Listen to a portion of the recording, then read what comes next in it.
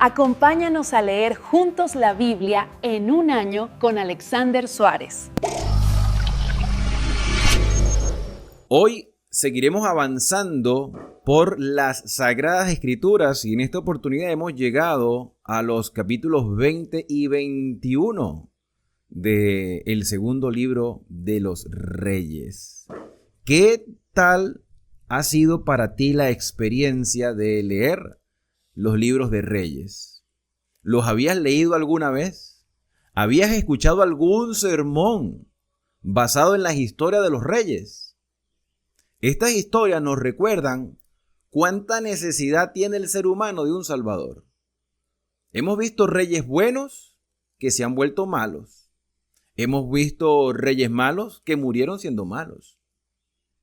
Y hoy, seguramente, vamos a detallar una experiencia única.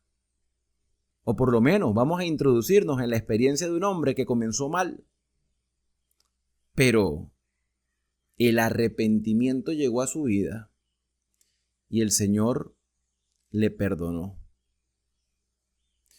Este personaje es hijo de un rey ilustre llamado Ezequías y con Ezequías nos habíamos quedado en el video anterior. Ezequías llegó a ser un rey que reformó a Judá. Israel ya no existía, hermano. Israel cayó de mano de los asirios en el año 723 a.C.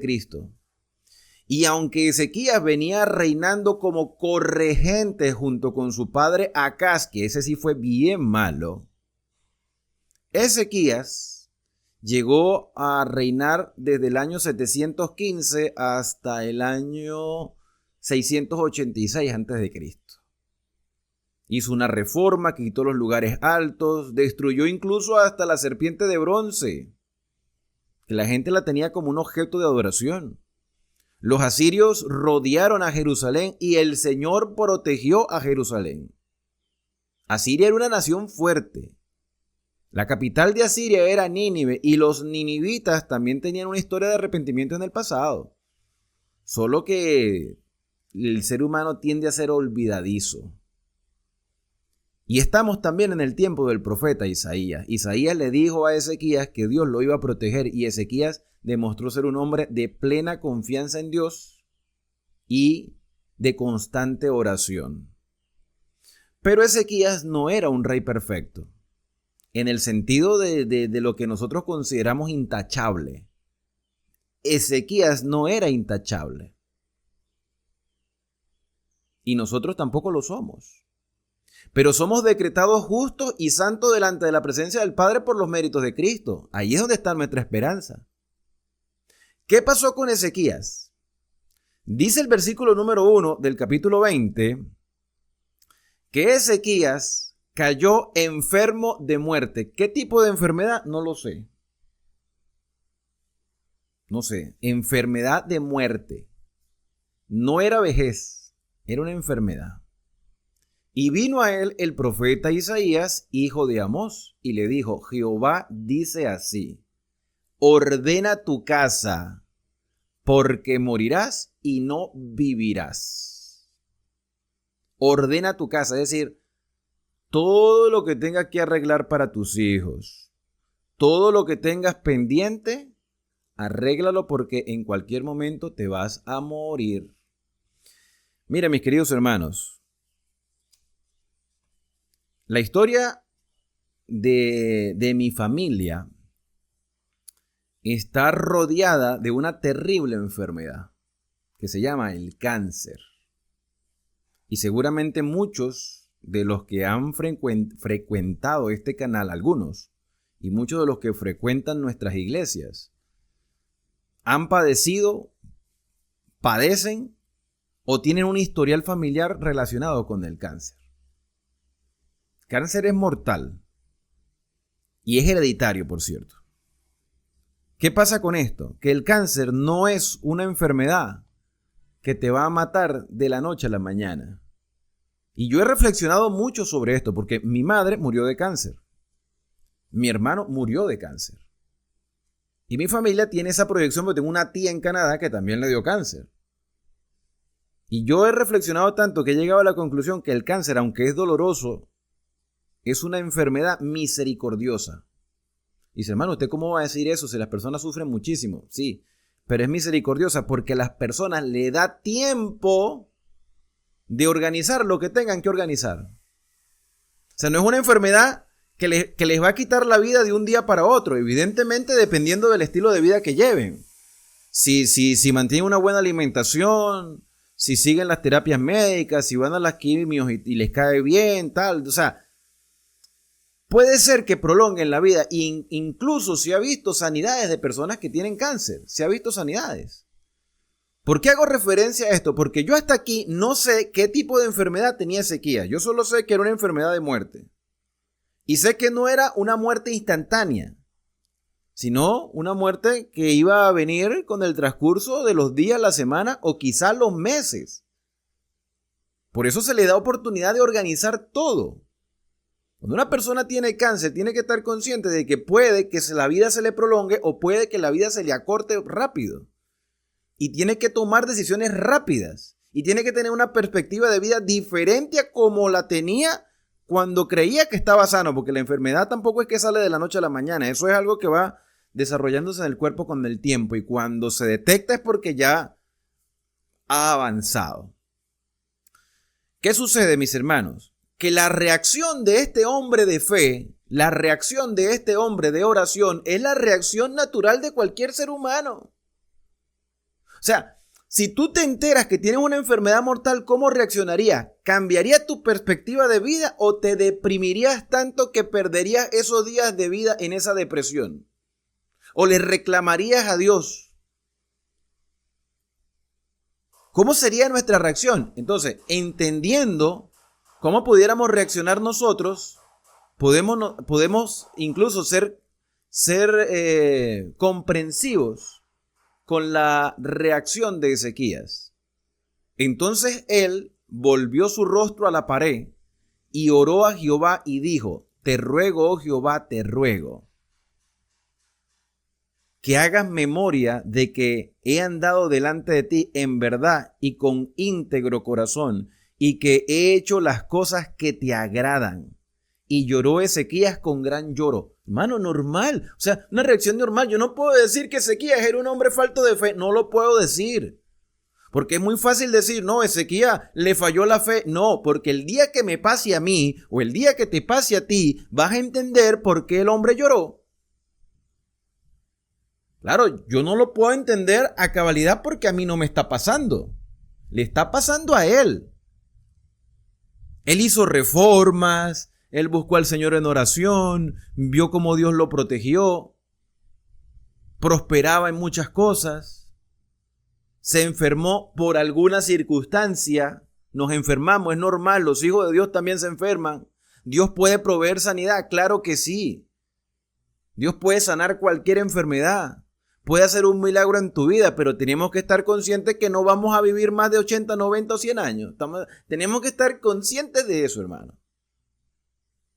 Tenemos que estar conscientes que el cuerpo no va a dar para más en algún momento de la vida. Pero tenemos la bendita esperanza de que el Señor Jesús, cuando venga, nos levantará de las tumbas y si estamos vivos seremos transformados en un abrir y cerrar de ojos. Esa es mi esperanza como creyente. Pero mientras ese momento sucede y esa convicción se mantiene firme, tenemos que estar claros que nos vamos a morir en cualquier momento. ¿Que me quiero morir? No. Las personas que me conocen, a los que he tratado persona a persona, yo les he dicho, mira, lo más que yo quiero es ver a Cristo en vida, que yo quiero estar vivo cuando Cristo venga, yo no quiero morir. Yo puedo estar pasando las circunstancias más difíciles, puedo estar incluso hasta deprimido, yo me deprimo a veces. Y eso no es falta de fe, eso es natural, eso es normal. Se deprimió el profeta Elías. No me puedo deprimir yo. Se deprimió el rey Ezequías. Normal, hermano, somos seres humanos. Pero yo no quiero morirme, por más deprimido que esté. Una persona cuando decide quitarse la vida, hay gente que dice, hay que ser muy valiente para quitarse la vida. No, hay que ser muy cobarde para no enfrentar la vida. Para no enfrentar la vida. Y yo quiero seguir viviendo. Yo estoy seguro que ustedes también quieren seguir viviendo. Entonces, yo tengo que entender que este hombre quiere vivir y le dice, Señor, oye, dame la oportunidad de vivir un poco más. Y lloró con gran lloro. Y antes que Isaías saliese hasta la mitad del patio, vino palabra de Jehová a Isaías diciendo, vuelve y di a Ezequías, príncipe de mi pueblo. Así dice Jehová, el Dios de David tu padre, yo he oído tu oración y he visto tus lágrimas. He aquí que yo te sano. Al tercer día subirás a la casa de Jehová. La prerrogativa de sanar es divina. Nosotros no tenemos nada que exigirle al Señor. Yo puedo expresarle a Dios, Señor, quiero vivir. Pero si es tu voluntad, déjame vivir. Pero yo quiero vivir. Y el Señor dirá sí o dirá no. Pero yo no puedo exigirle a Él nada. Es su voluntad el que yo siga o deje de vivir. Y el Señor accedió en prolongarle la vida al profeta Ezequías. Ahora, esta prolongación de vida, esta ampliación de la vida por la misericordia del Señor, ¿fue positiva o fue negativa para Ezequías?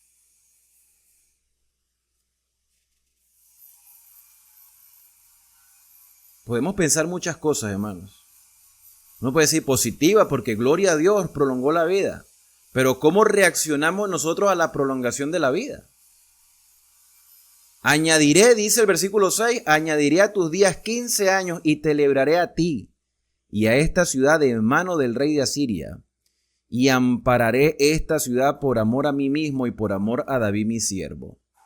Y dijo Isaías, toma masa de higos, tomad masa de higos, y tomándola la pusieron sobre la llaga y sanó. Ah, tenía una llaga.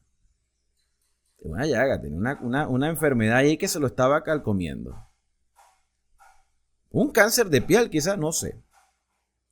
Y Ezequías había dicho a Isaías, ¿qué señal tendré de que Jehová me sanará y que subiré a la casa de Jehová al tercer día? Oye, suficiente con la palabra, pero él quería como una evidencia más. Respondió Isaías, esta señal tendrás de Jehová, de que hará Jehová esto que ha dicho. ¿Avanzará la sombra 10 grados o retrocederá 10 grados? ¿La sombra de qué? ¿Qué sombra? Pues el sol proyecta sombra en los objetos. Cuando estos objetos impactan con el sol, el objeto genera una sombra cuando la luz del sol no pega. Y cuando hablamos de retroceder grados, estamos hablando de los relojes de sol. Parece que Acaz, el papá de Ezequías, se había inventado un reloj de sol. Entonces ellos con el movimiento de la sombra podían determinar qué hora era del día. Entonces la sombra avanzaba, como avanzan las agujas del reloj. Pero si la sombra retrocedía, era extraño, porque la hora no retrocede.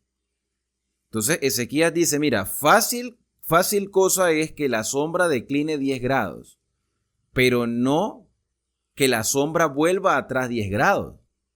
Eso es como el milagro de sol detente en Gabaón. Y recuerden que los milagros no se explican, hermanos. Por más que intentemos explicarlo, los milagros no se explican.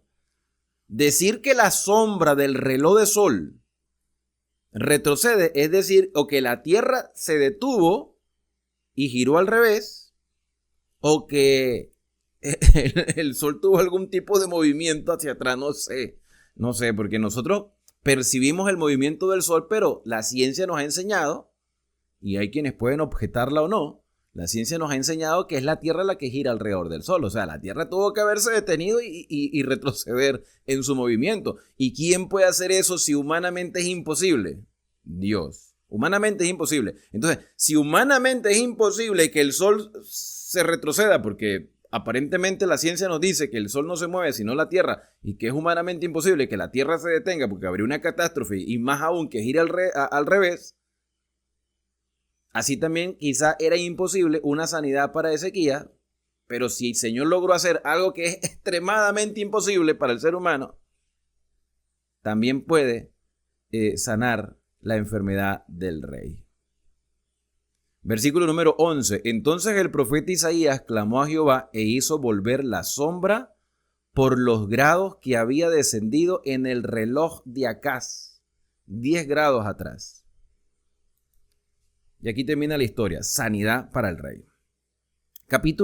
Versículo 12. En aquel tiempo, Merodac Baladán, hijo de Baladán, rey de Babilonia, y aquí Babilonia empieza, es la segunda vez que vemos a Babilonia en la historia, ya vimos la primera como subyugada a los asirios, pero aquí vamos a ver a Babilonia desde una perspectiva diferente. Merodac Baladán, hijo de Baladán, rey de Babilonia, envió mensajeros con cartas y presentes a Ezequías porque había oído que Ezequías había caído enfermo.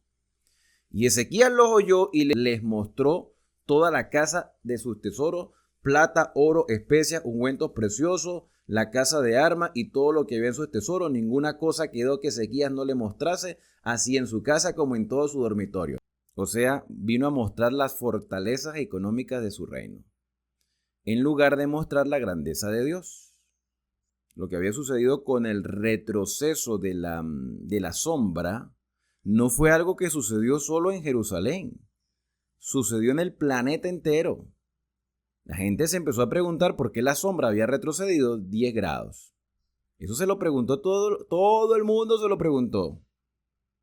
Aquí llegara a suceder algo en el planeta en el siglo XXI, llegara a haber un fenómeno, qué sé yo, aurora boreal en Latinoamérica, eso no existe. Eso existe allá en Noruega.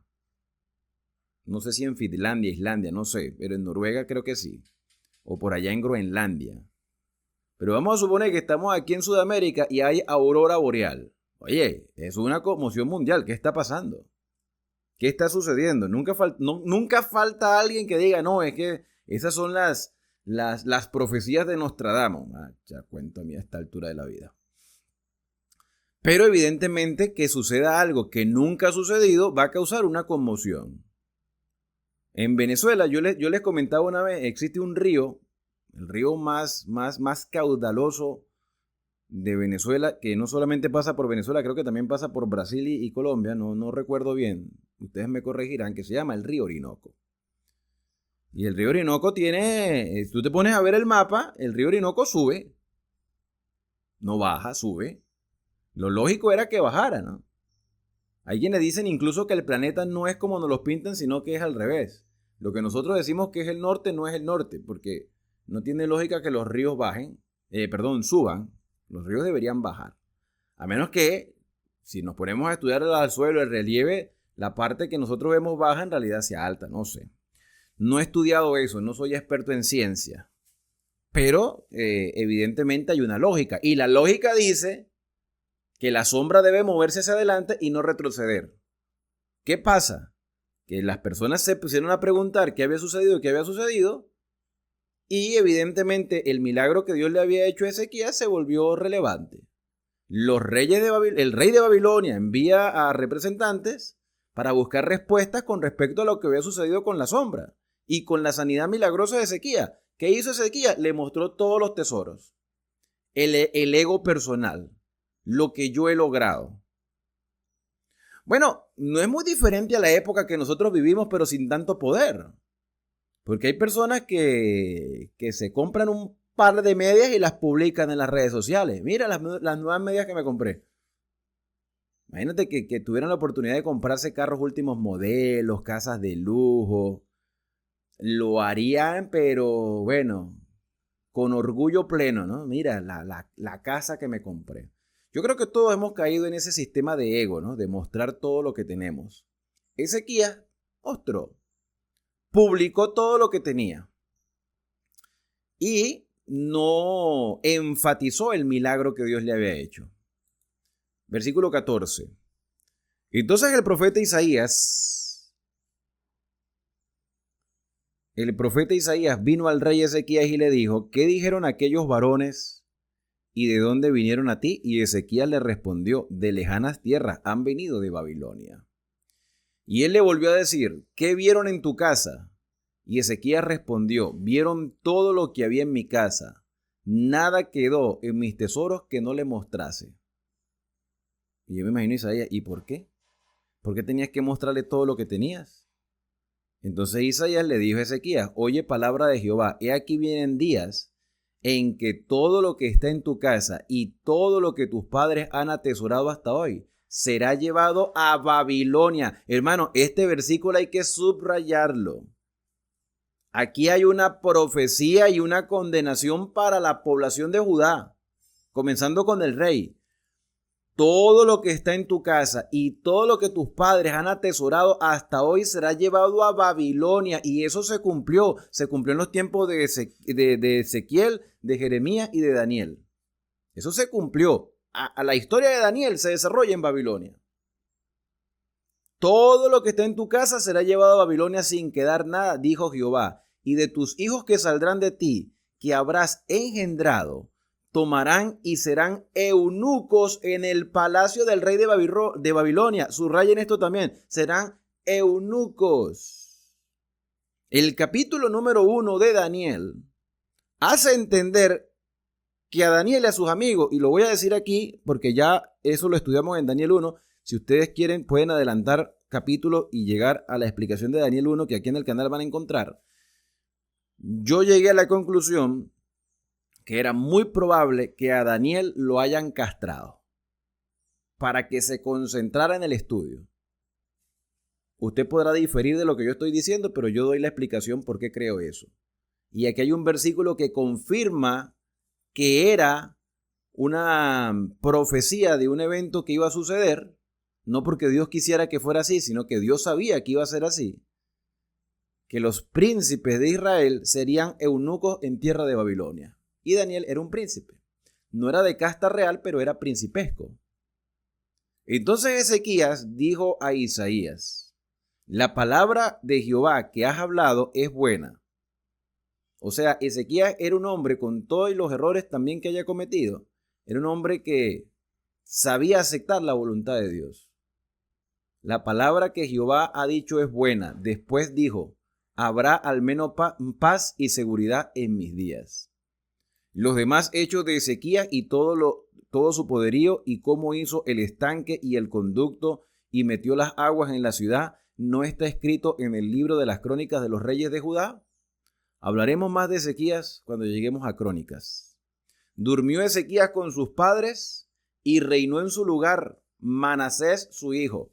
Hay un detalle que aquí no aparece, pero Manasés nació, hermanos. Bueno, aparece aquí en el capítulo 21. Manasés nació en ese periodo de 15 años de prolongación de vida. En ese periodo nace Manasés porque dice que Manasés tenía 12 años cuando comenzó a reinar. Y a mí me llama esto la atención. ¿Por qué me llama la atención? ¿Cuál era la razón real por la cual Ezequías no quería morir tan rápido? Bueno, nadie quiere morir. ¿Tendría Ezequías otros hijos? No lo sé. ¿O no tenía hijos? Porque ¿cómo es posible que si llegamos a la conclusión de que tenía otros hijos mayores, ¿por qué uno de sus hijos mayores no llegó a reinar en su lugar? ¿Por qué tuvo que reinar un niño de 12 años que nació precisamente en el periodo de 15 años de prolongación de vida de Ezequías? ¿Será que Ezequías no tenía hijos? ¿Será que sus hijos no eran dignos de ser reyes? ¿Era más digno un niño de 12 años? Bueno, en el pensamiento judío, un niño de 12 años ya tiene capacidad para tomar decisiones. Los judíos hacen una celebración que se llama el Bar Mitzvah, que a los 12 años ya se considera que los niños tienen la capacidad para tomar sus propias decisiones y son responsables de su vida espiritual delante de Dios después de los 12 años. Bueno, Manasés era de 12 años cuando comenzó a reinar. Manasés no fue un alma del cielo. Pero la historia de Manasés es una historia de transformación y de arrepentimiento. Si bien el abuelo de Manasés, Acaz, hizo cosas perversas y Ezequías trató de hacer reforma, Manasés trató de seguir los pasos de su abuelo. sin haberlo conocido, sino por historia nada más. De 12 años era Manasés cuando comenzó a reinar y reinó en Jerusalén 55 años. El nombre de su madre era Hepsiba. Hizo lo malo ante los ojos de Jehová, según las abominaciones de las naciones que Jehová había echado delante de los hijos de Israel. Porque volvió a edificar los lugares altos, cosa que su padre había echado por tierra. Volvió a edificar los lugares altos. ¿Cómo sabía Manasés de los lugares altos? Si no existían, cuando nació, no existían los lugares altos. ¿Cómo restablece los lugares altos? ¿Por historia o porque alguien insistía en que esos lugares fueran restablecidos? Alguien que haya sido quizá de gran edad y que no haya aceptado las reformas de Ezequías. Y Manasés haya querido congraciarse con la mayoría de las personas que quería volver a los lugares altos y dejar de nuevo el templo. Volvió a edificar los lugares altos que Ezequías su padre había derribado y levantó altares a Baal. ¿Y quién le enseñó a Manasés a adorar a Baal si se supone que Ezequías había hecho una reforma? Oye, a uno como padre le sorprende las cosas que descubren sus hijos y que hacen sus hijos. Hay cosas que nuestros hijos hacen que nosotros ni siquiera nos enteramos. ¿Cómo llegó Manasés a adorar a Baal cuando su padre había hecho una reforma espiritual? Hizo imágenes de acera como había hecho Acab, rey de Israel. Lo único que puedo pensar yo con respecto a eso es que había israelitas que habían migrado a Judá y que habían influenciado el reino, incluyendo al rey. Y como en la política todo se vale, quizá el rey lo hizo para congraciarse políticamente con muchas personas. Como había hecho Acab, rey de Israel, y adoró a todo el ejército del cielo y rindió culto a aquellas cosas. Asimismo edificó altares en la casa de Jehová, profanando el templo, de la cual Jehová había dicho, yo pondré mi nombre en Jerusalén. Y edificó altares para todo el ejército de los cielos en los dos atrios de la casa de Jehová. Y pasó a su hijo por fuego como lo hizo su abuelo, Acaz. Pasó a su hijo por fuego y se dio a observar los tiempos y fue agorero e instituyó encantadores y adivinos, multiplicando así el hacer lo malo ante los ojos de Jehová para provocarlo a ira.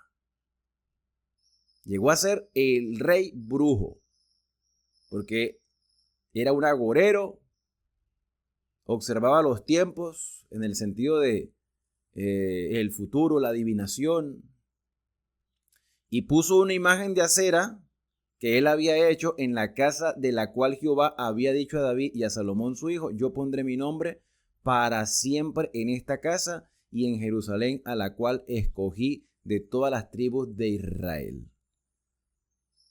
Es muy parecido Manasés a la actitud de la familia de Onri de Acab y de su abuelo Acaz. ¿Podríamos pensar nosotros que un hombre como este puede cambiar después de todo lo que ha hecho?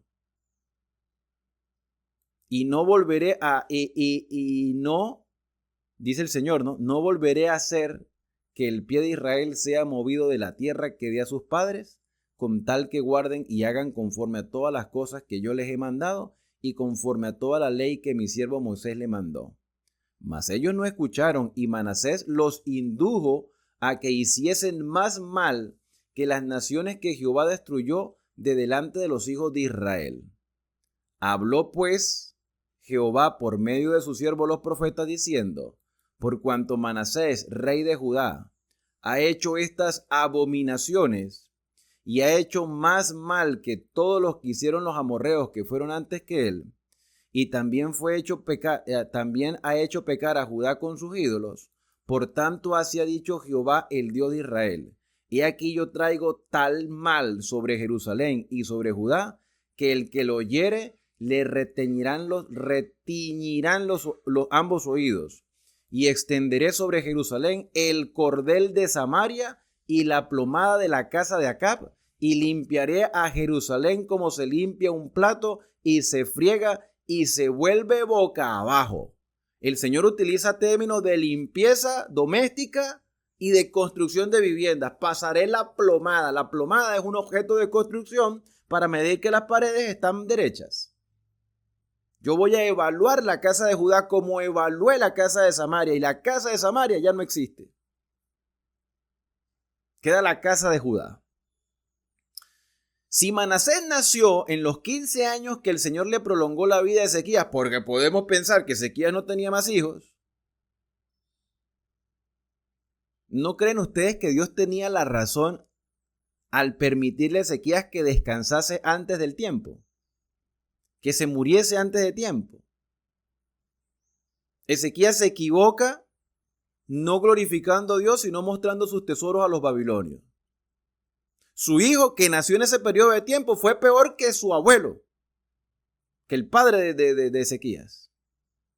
Si Ezequías hubiese muerto, claro, ahorita es fácil decirlo porque conocemos la historia, pero hay que estar viviendo allí para ponerse a pensar en esas cosas. Uno no puede decirle la muerte a nadie, dicen por ahí, es verdad. Uno no puede decirle la muerte a nadie, pero vamos a ser sinceros, no hubiese sido más provechoso, más beneficioso para todo el pueblo de Judá que Manasés nunca hubiese nacido. Hermano, ahí está la historia. Lo que pasa es que hay cosas que uno no sabe. Pero la historia demuestra que hubiese sido mejor que Manasés no hubiese nacido.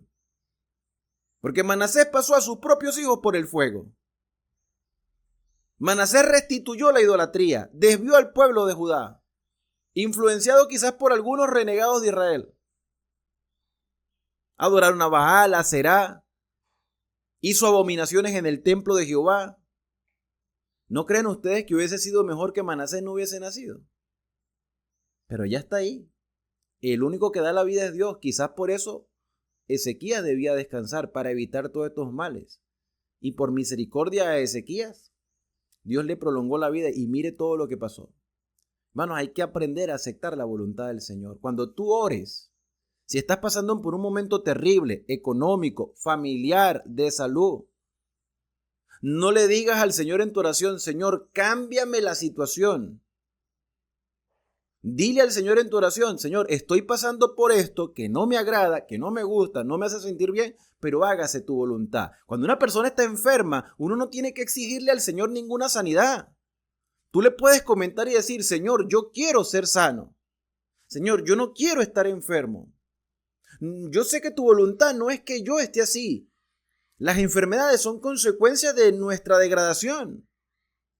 Si es tu voluntad, dame sanidad. Si no es tu voluntad, déjame descansar. Es diferente a decir: yo decreto sanidad. No, tú no eres nadie para decretar nada. No eres nadie, eres un siervo del Señor, más nada. Pero tú no puedes decretar, porque el que decreta es el Señor. Tú lo que tienes que decir, lo que yo tengo que decir: Señor, hágase tu voluntad. Yo quiero sanar, pero si tu voluntad es que yo descanse, descansaré, aceptaré tu voluntad. No quiero, Señor, yo quisiera vivir, pero tu voluntad siempre será lo mejor. Así que ya podemos mejorar nuestras oraciones. Ezequías era un hombre de oración, pero era imperfecto. Manasés fue peor que su abuelo. Pero aquí donde se ve la otra cara de la moneda. La historia confirma que Manasés se arrepintió después de todo lo que hizo. De hecho, se cree, hermanos, que Manasés mató al profeta Isaías. Y el Señor hace una condenación. Una condenación a Judá, porque Judá se dejó desviar a causa del rey. Dice el Señor que los fregará, los limpiará, les pasará la plomada, y desampararé el resto de mi heredad, y lo entregaré en mano de sus enemigos, y serán para presa y despojo de todos sus adversarios. Por cuanto han hecho lo malo ante mis ojos, y me han provocado a ira desde el día en que sus padres salieron de Egipto hasta hoy. Fuera de esto, derramó Manasés mucha sangre inocente, para que no pongan en duda, hermanos, que lo que les acabo de decir es verdad. Es mejor que Manasés no hubiese nacido. De verdad. Ese es mi pensamiento humano, ¿no? Porque Manasés derramó sangre de gente inocente. ¿Se merecía esta gente morir a causa de ese hombre que nunca debió haber nacido?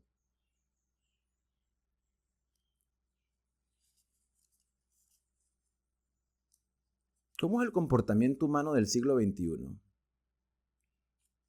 Yo se me pongo a ver cosas en las redes sociales y digo, podemos degradarnos aún más. Podemos degradarnos aún más. ¿Hasta dónde vamos a llegar con esta situación? Hay gente que se deleita en la maldad. Hay gente que está anhelando el mal de otro. Mira, en estos días estaba yo cruzando una calle. Estos días no, ya hace meses atrás. Y yo voy a reconocer un error que hice, pero se los voy a contar. En las calles normalmente, cuando uno las cruza, cuando son autopistas y son peligrosas, existen unos puentes elevados a los cuales lo llaman pasarela. La idea es que las personas suban escaleras, pasen con seguridad la pasarela, el puente elevado, y bajen por la otra escalera para llegar al otro lado, para evitar un peligro. Pero vamos a estar conscientes, y no me estoy justificando, estoy diciendo la realidad, me estoy confesando, hermano, estoy diciendo lo que yo hice. Yo, en lugar de subir por la pasarela, no me enorgullezco de esto, por supuesto, en lugar de pasar por la pasarela, decidí pasar por la avenida, porque me dio flojera cruzar las escaleras, para subir las escaleras. Y entonces, entre pase carro por un lado y pase carro por el otro, me quedé yo en el medio, en una isla, en la carretera, la acera del medio. Y un taxista se para grabarme. ¿Cuál es mi sorpresa? Que el taxista, en lugar de advertirme, mira, suba por la pasarela, que es lo más lógico, no, se paró a grabarme y yo le pregunto, ¿por qué me graba? Es para ver, si llega a haber un accidente, lo dejo grabado. Oye, por favor. Para después publicar el accidente tal cual como sucedió. O sea, tú estás allí esperando que me pase algo. En lugar de reclamar, no pase por aquí. No, se quedó grabando por si un carro me atropellaba, quedaba grabada la muerte. Yo le dije, tú lo que eres un morboso. Ok, yo me equivoqué, es verdad. Yo no debía haber cruzado la carretera. Yo debía haber subido por el puente elevado, es verdad. Oye, lo estoy reconociendo, hermano. Pero ¿hasta qué punto la humanidad ha llegado? Yo lo hice por flojera, pero este lo hizo por morbosidad. ¿Hasta qué punto puede llegar la humanidad a estar pendiente de una imagen que que sea viral solamente por mostrar el daño de otra persona? Bueno, Manasés mató mucha gente inocente y esa gente no debió haber muerto. Mira, el versículo 16 dice que hizo llenar a Jerusalén de extremo a extremo de gente muerta. Ahí lo dice, mira, Manasés derramó mucha sangre inocente en gran manera hasta llenar a Jerusalén de extremo a extremo de sangre. Además de su pecado con que hizo pecar a Judá para que hiciese lo malo ante los ojos de Jehová. Promovía la maldad, era el tipo promotor del mal. Los demás hechos de Manasés y todo lo que hizo y su pecado que cometió, ¿no está todo escrito en el libro de las crónicas de los reyes de Judá? Y durmió Manasés con sus padres y fue sepultado en el huerto de su casa, en el huerto de Usa, y reinó en su lugar Amón su hijo. Lo que no dice Reyes, pero sí lo dice Crónicas, y cuando lleguemos a Crónicas lo vamos a leer, es que Manasés se arrepintió. Y Dios lo perdonó. Y Manasés se reformó. El hombre que nunca debió haber nacido, el hombre que derramó tanta sangre, el hombre que hizo cuanto daño se le ocurrió en su pensamiento, el Señor lo perdonó. A Manasés lo vamos a ver en el cielo, hermanos.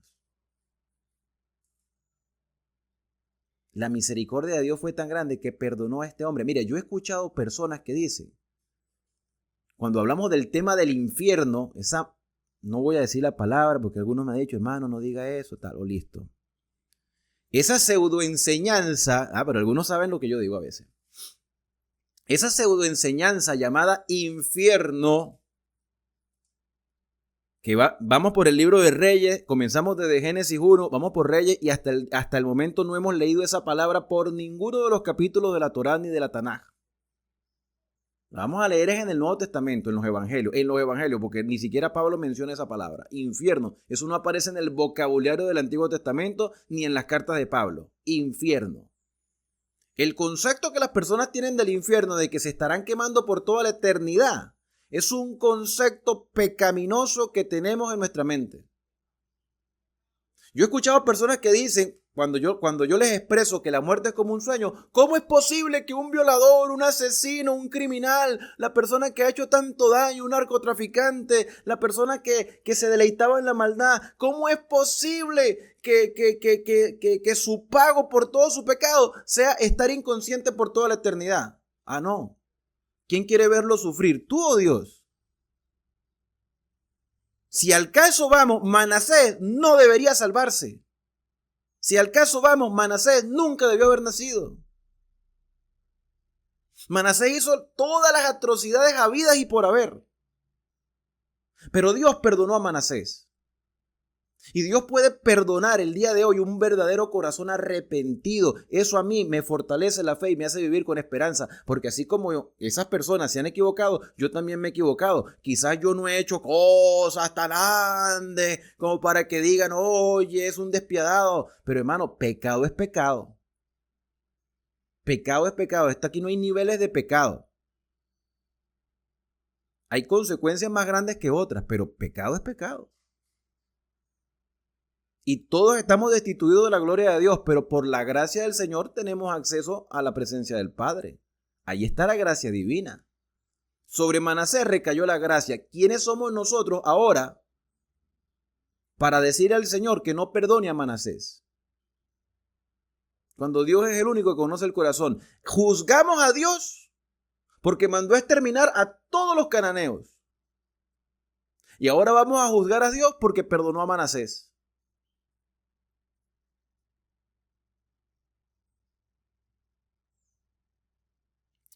Por eso es que las decisiones no quedan en manos humanas, sino en las manos divinas. Porque el ser humano es dado a equivocarse, pero Dios es perfecto, Él jamás se equivoca. Por eso nuestra plena confianza debe estar en el Señor. Cuando lleguemos a los libros de Crónicas y estudiemos la historia de Manasés, veremos la grande misericordia de Dios. Por nosotros, Manasés nunca debió haber existido. Por nosotros, Manasés debería quemarse del infierno. El infierno no existe, pero en el pensamiento humano, nosotros pensaríamos que estaría quemándose en la quinta paila, pero no. Dios lo perdonó y si no se hubiese arrepentido, su muerte sería eterna, mas no su martirio. Porque Dios no es un torturador.